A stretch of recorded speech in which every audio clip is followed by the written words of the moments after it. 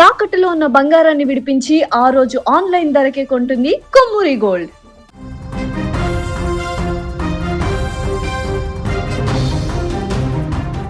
తమిళనాడు రాజకీయాల్లో విజయ్ కింగ్ కాబోతున్నాడంటూ ఎన్నికలు జరిగిన నాటి నుంచి సుమన్ టీవీ మాత్రమే అంచనా వేసింది. ఏ నేషనల్ మీడియా లేదా తెలుగు మీడియా సర్వే సంస్థలు చెప్పకముందే సుమన్ టీవీ పబ్లిక్ పల్స్ ను పసిగట్టగలిగింది. సుమన్ టీవీ చెప్పినట్లుగానే తమిళనాడులో ఇప్పుడు విజయ్ కింగ్ గా నిలిచారు. ఇక ఇదిలా ఉంటే తమిళనాడు రాజకీయాల్లో AP deputy CM Pawan Kalyan mark ఫలించింది. విజయ్ తో పవన్ కు సన్నిహిత సంబంధాలు ఉండడం, విజయ్ ని పవన్ ఫాలో అవ్వడం వల్లే ఈ స్థాయి విజయం సాధ్యమైందని రాజకీయ విశ్లేషకులు చెబుతున్నారు. ముఖ్యంగా సనాతన ధర్మ విషయంలో పవన్ కళ్యాణ్ ను టార్గెట్ చేస్తూ ఉదయనిధి స్టాలిన్ టార్గెట్ చేయడం ఆ పార్టీకి మరింత మైనస్ గా మారింది. దీంతో తెలుగు ఓటర్లు అందరూ డీఎంకే కు వ్యతిరేకంగా ఓటు వేశారు. తెలుగు ప్రభావిత నియోజకవర్గాల్లో ఓటర్దారులందరూ విజయ్ పార్టీకి పట్టం కట్టడంతో డీఎంకే గల్లంతైంది. ఇదే అంశానికి సంబంధించి మరింత సమాచారాన్ని మా బ్యూరో చీఫ్ విజయ్ అందిస్తారు. విజయ్, చెప్పండి, తమిళనాడు రాజకీయాల్లో పవన్ కళ్యాణ్ మార్క్ కనిపిస్తోందా?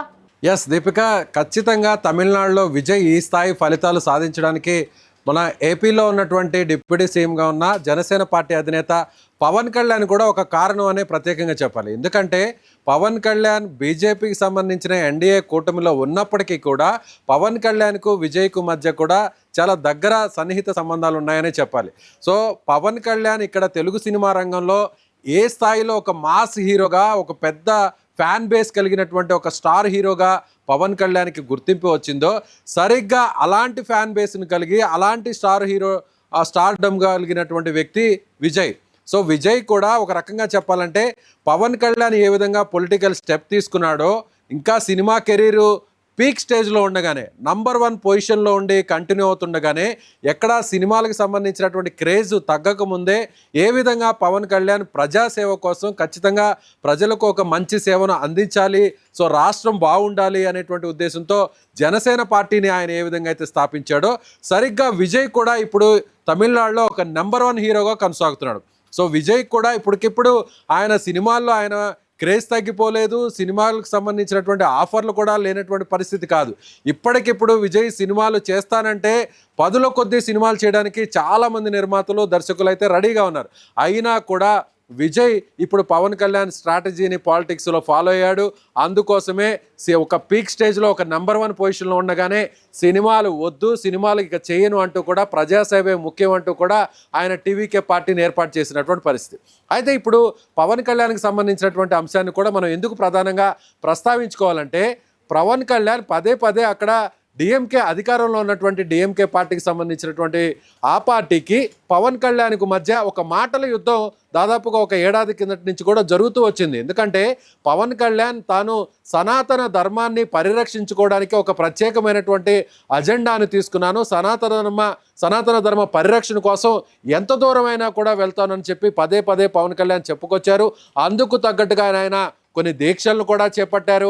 ఆయన తమిళనాడులో కూడా పర్యటించారు. తమిళనాడులో ఉన్నటువంటి ప్రధాన ఆలయాలను కూడా సందర్శించారు. మదురై లాంటి మీనాక్షమ్మ టెంపుల్ను కూడా ఆయన సందర్శించాడు. అలాగే అక్కడ ఉన్నటువంటి తిరుచెందూరులో ఉన్నటువంటి సుబ్రహ్మణ్యేశ్వర స్వామి ఆలయానికి ఇలా ఆయన తన కుమారుడితో సహా ఆయన పర్యటించినటువంటి పరిస్థితి. ఆ సందర్భంలో పవన్ కళ్యాణ్ ఉద్దేశించి పరోక్షంగా డిప్యూటీ సీఎంగా ఉన్నటువంటి తమిళనాడు డిప్యూటీ సీఎం, అక్కడ సీఎం కుమారుడుగా ఉన్నటువంటి ఉదయనిధి స్టాలిన్ ఒక కాంట్రవర్సీ కామెంట్స్ అయితే చేయడం జరిగింది. సనాతన ధర్మం చూస్తే ఏదో తేళ్లు, పాములు, జరులు పాకినట్టుగా అది కూడా ఏదో ఒక ప్రత్యేకమైనటువంటి ఒక పదాన్ని ఈ మధ్య కొంతమంది నాయకులు వాడడం ప్యాషన్గా మారిపోయింది. ప్రతి ఒక్క రాజకీయ పార్టీ కూడా సనాతన ధర్మం అనేది వాడుకొని రాజకీయమైనటువంటి లబ్ధి పొందడం కోసం ప్రయత్నిస్తున్నారు అంటూ కూడా పరోక్షంగా పవన్ కళ్యాణ్ ఉద్దేశించి మాట్లాడారు. అంతకంటే ముందు ఉదయనిధి స్టాలినే ఈ అంశాన్ని లేవనెత్తడం, సనాతన ధర్మానికి వ్యతిరేకంగా మాట్లాడడంతో దానికి పవన్ కళ్యాణ్ కౌంటర్ ఇచ్చారు. సో పవన్ కళ్యాణ్ ఏమన్నారంటే, డిఎంకే పార్టీకి సంబంధించినటువంటి కొంతమంది కీలక వ్యక్తులు, ప్రభుత్వంలో ఉన్నటువంటి కొంతమంది కీలక వ్యక్తులు, ముఖ్యమంత్రి కుమారుడుగా ఉన్నటువంటి వ్యక్తి, అంటే అప్పటికి ఉదయనిధి స్టాలిన్ ఇంకా కూడా డిప్యూటీ సీఎం కాలేదు, ఆయన ఎమ్మెల్యేగా మాత్రమే ఉన్నారు. అప్పుడే పవన్ కళ్యాణ్ నేరుగా ఉదయనిధి స్టాలిన్ని టార్గెట్ చేయడం జరిగింది, మాట్లాడడం జరిగింది. కొంతమంది రాజకీయ అవసరాల కోసం ఇలా సనాతన ధర్మం గురించి, హిందుత్వ ధర్మం గురించి ఈ విధంగా విమర్శలు చేస్తే చూస్తూ ఊరుకోను అనేటువంటి విషయాన్ని ఆయన పదే పదే మీడియా ముందు చెప్పడం జరిగింది, పత్రికా సమావేశాల్లో చెప్పడం జరిగింది. పార్టీకి సంబంధించినటువంటి అంతర్గత సమావేశాల్లో కూడా పవన్ కళ్యాణ్ డిఎంకే ఇష్యూను ఉదయనిధి స్టాలిన్ ఏదైతే కాంట్రవర్సీ కామెంట్స్ చేశారో దానికి కౌంటర్ ఇచ్చేటువంటి ప్రయత్నం చేశారు. అదేవిధంగా గోదావరి జిల్లాలో జరిగినటువంటి ఏదైతే జనసేన పార్టీకి సంబంధించినటువంటి ఆవిర్భావ సభలో కూడా ఉప ముఖ్యమంత్రి అయిన తర్వాత పార్టీ అధికారంలోకి వచ్చిన తర్వాత అధికారాన్ని షేర్ చేసుకున్న తర్వాత జరిగినటువంటి బహిరంగ సభలో కూడా పవన్ కళ్యాణ్ ఇదే విషయాన్ని ఆయన ఒక ప్రధాన అజెండాగా మలుచుకున్నారు. ఇదే విషయాన్ని డిఎంకే పార్టీకి సంబంధించి కూడా ఆయన ప్రత్యేకమైనటువంటి విమర్శలు చేశారు. అలాగే తమిళనాడుకు వెళ్ళినప్పుడు సమయంలో కూడా ఇలా డిఎంకే పార్టీని టార్గెట్ చేస్తూ పవన్ కళ్యాణ్ మాట్లాడడం జరిగింది.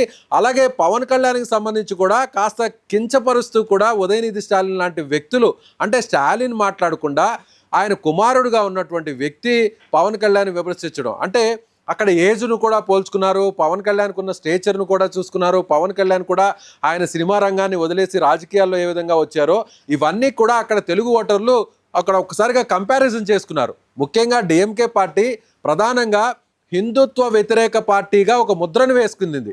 ఆ ముద్రను వేసుకోవడానికి పవన్ కళ్యాణ్ కూడా ఒక కారణంగా మారారు. సో పవన్ కళ్యాణ్ చేసినటువంటి వ్యాఖ్యలు, పవన్ కళ్యాణ్ చేసినటువంటి ప్రచారం కూడా ఇప్పుడు డిఎంకే పార్టీకి మైనస్గా మారింది.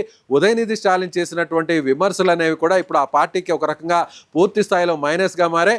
అందుకే హిందుత్వానికి సంబంధించి చేసినటువంటి వ్యాఖ్యలు, సనాతన ధర్మానికి చేసినటువంటి కామెంట్స్ ఇప్పుడు డిఎంకేకు పూర్తిగా మైనస్గా మారాయి. కాబట్టి ఇప్పుడు ప్రస్తుతం కనిపిస్తున్నటువంటి ఫలితాలు అనేది చెప్పాలి. మరోవైపు కూడా ముఖ్యంగా విజయ్ పవన్ కళ్యాణ్ గురించి మాట్లాడినటువంటి మాటలు ఎన్నికలకు ముందు సరిగ్గా ఇక్కడ జరిగినటువంటి సమావేశంలో, తెలుగు రాష్ట్రాలకు సంబంధించినటువంటి ఒక సమావేశంలో కొంతమంది మీడియా మిత్రులు మాటలలో సందర్భంగా మీరు పవన్ కళ్యాణ్ ఉద్దేశించి, సో ప్రస్తుతం టీవీకే పార్టీ విజయ్ కూడా మీలాగే ఆయన సినిమా రంగాన్ని వదిలేసి రాజకీయాలకు పరిమితం ఉంటున్నారు, సో విజయ్తో మీరు సన్నిహితంగా ఉంటున్నారు, విజయ్ గురించి మీరు ఏం మాట్లాడదలుచుకున్నారు, మీరేమన్నా విజయ్కి సలహాలు ఇస్తారా అనేటువంటి ఒక క్వశ్చన్ రేజ్ అయినప్పుడు అప్పుడు పవన్ కళ్యాణ్ చెప్పడం జరిగింది. విజయ్ రాజకీయాల్లో అద్భుతంగా ఆయన రాణించగలుగుతారు, ఆయనకి నాయకత్వ లక్షణాలు ఉన్నాయి, విజయ్ ఒక మంచి హీరో, సో తమిళనాడు సినిమా రంగంలోనే ప్రత్యేకమైనటువంటి ఇమేజ్ కలిగినటువంటి హీరో విజయ్. సో ఆయన కూడా సినిమాలు వద్దనుకొని రాజకీయాల్లోకి వచ్చారు, ఆయన కూడా ప్రజలు ఖచ్చితంగా ఘనస్వాగతం పలుకుతారు. విజయ్కి తాను సలహాలు ఇచ్చే సిచ్యువేషన్లో, పొజిషన్లో విజయ్ లేడు. విజయ్ ఆల్రెడీ ఒక బలమైనటువంటి నాయకత్వం కలిగినటువంటి వ్యక్తిగా విజయ్ ఉన్నాడు. కాబట్టి విజయ్కి ఒక మంచి భవిష్యత్తు ఉంటుంది అనేటువంటి ఉద్దేశంతో ఒక పాజిటివ్ కామెంట్స్ అయితే పవన్ కళ్యాణ్ చేయడం జరిగింది. సో ఇదంతా చూస్తే ఇప్పుడు డిఎంకేకు ఆ స్థాయిలో ఓట్లకు గండిపడడానికి, హిందుత్వ ఓట్లన్నీ కూడా డిఎంకేకు దూరం కావడానికి ఇప్పుడు పవన్ కళ్యాణ్ ఒక ప్రధాన రీజన్. సో ఇప్పుడు పవన్ కళ్యాణ్ చేసిన కామెంట్స్ తర్వాత ఇప్పుడు డిఎంకేకి ప్రధాన ప్రత్యర్థి ఎవరు? టీవీకే. సో టీవీకే పార్టీ అధినేత విజయ్. సో ఇప్పుడు స్టాలిన్ని కాకుండా ఆ స్థానంలో వేరే ఒక వ్యక్తిని కూర్చోబెట్టాలంటే అది ఒక్క విజయ్కి మాత్రమే సాధ్యమవుతుంది, అది టీవీకే పార్టీకి మాత్రమే సాధ్యమవుతుంది అనేటువంటి ఉద్దేశంతోనే ఇప్పుడు తెలుగు ఓటర్లందరూ కూడా విజయ్ వైపు చూశారు. ప్రస్తుతం ఉన్నటువంటి తెలుగు ప్రభావిత ప్రాంతాలు ఉన్నటువంటి నియోజకవర్గాల్లో విజయ్కు భారీగా ఓటింగ్ అయితే జరిగిందనే చెప్పాలి.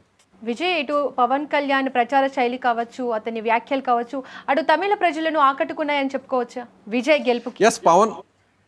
పవన్ కళ్యాణ్ అక్కడ తమిళనాడులో పర్యటించడం, పవన్ కళ్యాణ్ ఎన్డీఏ కూటమిలో ఉండడం, పవన్ కళ్యాణ్ ఉదయనిధి స్టాలిన్కి కౌంటర్ ఇవ్వడం, మళ్ళీ తిరిగి ఉదయనిధి స్టాలిన్ మళ్ళీ పవన్ కళ్యాణ్ను టార్గెట్ చేయడం, అలాగే అక్కడ పర్యటన జరిగినప్పుడు లేదా ఎన్నికల్లో ఆయన ప్రచారం నిర్వహించినప్పుడు ఎక్కడా కూడా పవన్ కళ్యాణ్ డిఎంకేనే విమర్శించాడు. ఎందుకంటే ఎన్డీఏకి సంబంధించినటువంటి ప్రత్యర్థి పార్టీ డిఎంకే కూటమి కాబట్టి, కాంగ్రెస్ డిఎంకేలు ఉన్నటువంటి కూటమి కాబట్టి పవన్ కళ్యాణ్ ప్రచారంలో నేరుగా అక్కడ అధికారంలో ఉన్నటువంటి డిఎంకేనే ఆయన విమర్శలు గుప్పించారు. స్టాలిన్ మీద విమర్శలు చేశారు, ఉదయనిధి స్టాలిన్కి సంబంధించిన వాళ్ళ మీద విమర్శలు చేశారు, అక్కడ వేళ్ళూనుకుపోయినటువంటి వ్యవస్థ మీద ఆయన మాట్లాడారు. ఎక్కడా కూడా పవన్ కళ్యాణ్ అటు ఎన్డీఏకు దూరంగా ఉండి విజయ్ పోటీ చేస్తున్నా, సింగిల్గానే విజయ్ టీవీకే పార్టీ పోటీ చేస్తున్నా కూడా పవన్ కళ్యాణ్ ఎక్కడా కూడా విజయ్ మీద ఒక పల్లెత్తు మాట కూడా మాట్లాడలేదు. అంటే అక్కడ ఓటర్లకు ఒక క్లారిటీ వచ్చింది, ముఖ్యంగా తెలుగు ఓటర్లకు కూడా ఒక ప్రధానమైనటువంటి ఒక స్పష్టత వచ్చింది. ఏమని వచ్చిందంటే పవన్ కళ్యాణ్ విజయ్ ఇద్దరు వేరు కాదు, పవన్ కళ్యాణ్ విజయ్ పార్టీలు వేరైనా కూడా సిద్ధాంతాలు ఇంచుమించుగా ఒకటిగా ఉన్నాయి. సో వీళ్ళిద్దరు లక్ష్యం కూడా ప్రజలకు సేవ చేయడం, అణగారినటువంటి వర్గాలకు ఒక మంచి ప్రభుత్వ పాలన అందించడం, అదేవిధంగా ఉపాధి కలిగించడం, అలాగే రైతులకు కూడా న్యాయం చేయడం, ఇలా అన్ని పవన్ కళ్యాణ్ ఎలాంటి ఒక స్ట్రాటజీతో ముందుకు వెళ్ళాడో సరిగ్గా విజయ్ కూడా ఇప్పుడు అలాంటి స్ట్రాటజీతో ముందుకు వెళ్తున్నాడు. కాబట్టి పవన్ కళ్యాణ్ అభిమానులు కావచ్చు, తెలుగుకు సంబంధించినటువంటి వ్యక్తులు కావచ్చు, తెలుగు ప్రభావిత ప్రాంతాలైన చెన్నై నగరం కావచ్చు, తిరువళ్ళూరు జిల్లా కావచ్చు, మదురై కావచ్చు, కాంచీపురం కావచ్చు, ఇలా తెలుగు ఓటర్లు ఉన్నటువంటి అన్ని నియోజకవర్గాల్లో కూడా ఇప్పుడు అటు విజయ్ వైపు చూశారు. కాబట్టి విజయ్కి ఇప్పుడు ఈ స్థాయిలో విజయం సాధ్యమైంది. మరొక విషయాన్ని కూడా ఇక్కడ చెప్పాలి దీపిక, మొదటి నుంచి కూడా జయలలితకు ఒక పాజిటివ్గా ఉంటారు మన తెలుగు ఓటర్లు. చెన్నై మహానగరంలో ఎక్కువ మంది తెలుగు ఓటర్లు ఉంటారు. సో చెన్నై రాష్ట్రం నుంచి విడిపోయినటువంటి రాష్ట్రం ఆంధ్రప్రదేశ్, అలాగే ఉమ్మడిగా ఉన్నటువంటి రాష్ట్రం అంతా కూడా విడిపోయింది. కాబట్టి ఇప్పటికీ కూడా మన తెలుగు బీజాలు ఉన్నటువంటి వ్యక్తులు, మన తెలుగు ప్రాంతీయత కలిగినటువంటి వ్యక్తులందరూ కూడా ఇప్పటికీ కూడా తమిళనాడు ఆనుకొని ఉన్నటువంటి ఆంధ్ర ప్రాంతానికి చెందిన అనేక మంది వ్యక్తులు ఇప్పటికీ తమిళనాడులో సెటిల్ అయి ఉన్నారు. చాలామంది ఎమ్మెల్యేలందరూ కూడా, పోటీ చేసినటువంటి అభ్యర్థులందరూ కూడా తెలుగు నేటివిటీ ఉన్నటువంటి వ్యక్తులు చాలామంది అన్నా డిఎంకేలో ఉన్నారు. చాలామంది వ్యక్తులు అసెంబ్లీలో కూడా తెలుగులో కూడా మాట్లాడారు. ముఖ్యంగా జయలలిత వంటి సీఎంగా ఉన్న హోదాలో ఉన్నటువంటి జయలలిత కూడా అక్కడ అసెంబ్లీలో తెలుగులో ప్రస్తావించారు. ఆమె బ్యాక్గ్రౌండ్ కూడా తెలుగుకు సంబంధించినటువంటి రాష్ట్రాలకు సంబంధించినటువంటి బ్యాక్గ్రౌండ్ ఉండడం, ఆమె కూడా తెలుగు సినిమాల్లో కూడా ఆమె నటించడం, అదేవిధంగా విజయ్ కూడా తెలుగుకు సంబంధించినటువంటి అనువాద చిత్రాలు కూడా విజయ్కి సంబంధించిన సినిమాలు ఇక్కడ తెలుగు రాష్ట్రాల్లో బంపర్ హిట్ అవడంతో విజయ్ కూడా తెలుగు రాష్ట్రాల్లో ఒక స్టార్ హీరో క్రేజ్ ఉండడంతో ఇవన్నీ కూడా విజయ్కు కలిసి వచ్చాయి.